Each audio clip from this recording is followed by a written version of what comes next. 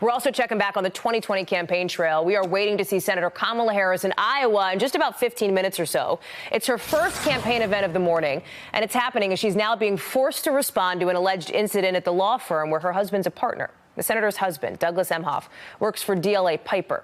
It's where a junior partner is now saying she was sexually assaulted on 4 occasions by a top deal maker at the law firm. Again, not Harris, not her husband, somebody else altogether.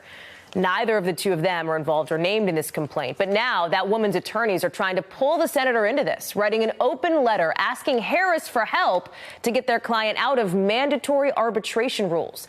Vanina Guerrero's lawyers are saying she wants her day in court. NBC News has reached out to DLA Piper's spokesman, but so far no response. NBC News political reporter Ali Vitale is here. So, Ali, this is something you have to imagine that neither Senator Harris nor her husband wanted or had any desire to be a part of, given it doesn't involve the two of them. So what is she saying about this?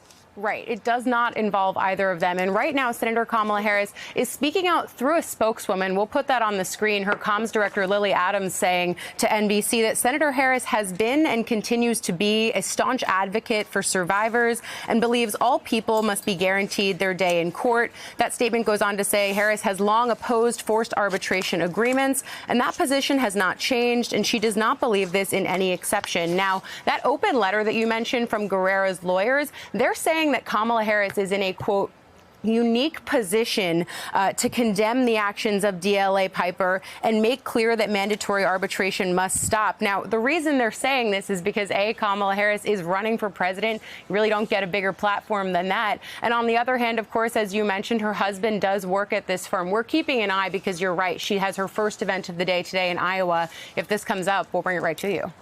I bet you will. Ali Vitale, great to see you in D.C. Thank you, my friend. Thanks. Appreciate it. Thank you for checking out our YouTube channel.